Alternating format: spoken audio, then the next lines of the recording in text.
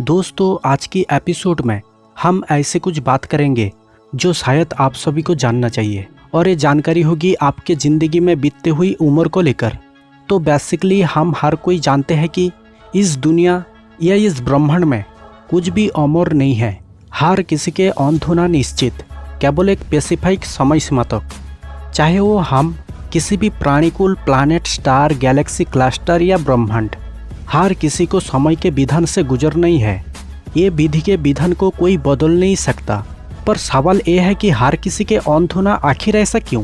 सही मायने में साइंटिफिकली इसके कोई जवाब नहीं है, लेकिन हाल ही में वैज्ञानिकों को एक्सपेरिमेंट में ऐसी कुछ बात पता चली जो केवल हम और हरों प्राणीकुल के जीवन काल के ऊपर क्या ही मिस्ट्री दर्शाता है, जिसके शायद हम एक पहलू को सुलझ पाएंगे कि हमारी या हरों प्राणीकुल की जिंदगी किस तरह अंत की सीमा पर पहुंचती है और क्या हम उसे किसी तरह रोक पाएंगे।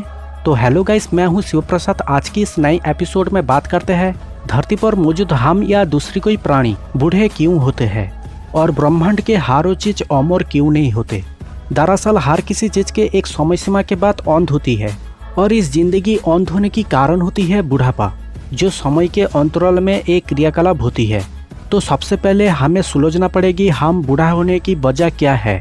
पुराण और कुसंस्कार के माफिक इसके कई बात सामने आ सकती है, बट हम यहाँ जो भी बात करेंगे वो केवल साइंटिफिकली, जो कि जब कोई बच्चे पैदा होती है तो उनके दिमाग और शरीर कमजोर होती है, लेकिन जब वो धीरे धीरे बड़ा होने लगते हैं तो उनके दिमाग और शरीर ताकतवर होती है, और एक एवरेज टाइम के बाद जब वो बूढ़ा होती है तो दिमाग सही सलामत रहने के बावजूद भी शरीर कमजोर हो जाते हैं। मतलब एक बच्चे और एक बूढ़े में इक्वल कंपैरिजन होगा, परंतु इस पूरी प्रोसेस में लेवल एक जगह पर आप होके डाउन क्यों हो रहा है, जबकि इसके पीछे है अनसुलझी से राज।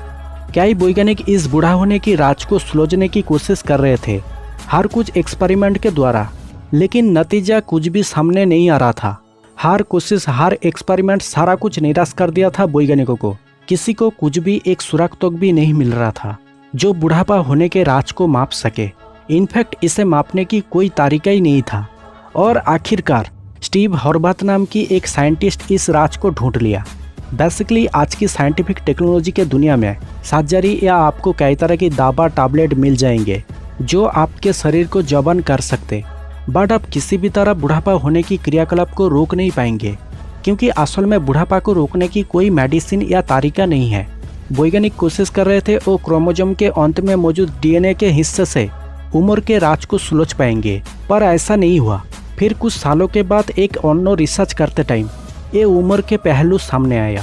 ये रिसर्च था डीएनए के अंदर समलिंगता के लिए जमींदार हिस्सा को ढूंढ निकलना, और यहाँ उनके नज़र था एपिजेनेटिक मार्क्स पर, एक ऐसी हिस्से जो डीएनए में कहीं कहीं पर जोड़ जाते हैं और फिर अलग हो जाते हैं। ऐसे में देखना यह था इसके कहाँ पर जुड़ने की संभावना है और कहाँ नहीं। हजारों सेल या कोशिका के ऊपर डाटा तैयार करके उसे समझ रहे थे, और तभी बुढ़ापा उम्र के राज सामने आया। दरअसल डीएनए में लगी एपिजेनेटिक खुद को उम्र के साथ बदलते हैं। स्टीव ने इस डाटा को छानबीन करने पर पता चला समय के वेवलाइन में उम्र के साथ साथ डीएनए में एपिजेनेटिक किस तरह खुद को बदलते रहते हैं। बट ये रिसर्च अभी के लिए पूरी तरह तैयार नहीं है। इसके ऊपर और भी एक्सपेरिमेंट चल रहा है जो कि आगे हम इसके सही नतीजा पर पहुंच सके। पर यह हमारी पहली स्टेप, जिसे हम खुद पर एक्सपेरिमेंट करके जान पाए उम्र के राज को, और इसके जल्दी सही नतीजा सामने आने पर दुनिया एक नई जनरेशन पर आधारित होगा, और शायद इसी मेथड के ऊपर गहराई से एक्सपेरिमेंट करके हम जान सकेंगे किसी भी प्लैनेट, स्टार, गैलेक्सी, क्लस्टर या ब्रह्मांड में मौजूद हर चीज़ की उम्र क्यों बढ़ती रहती है। क्या इसके संबंध समय के वेवलाइन को दर्शाता है? आखिर क्या है पूरी ब्रह्मांड के लिए उम्र के मिस्ट्री? तो दोस्तों, हर कोई बूढ़ा क्यों होते हैं?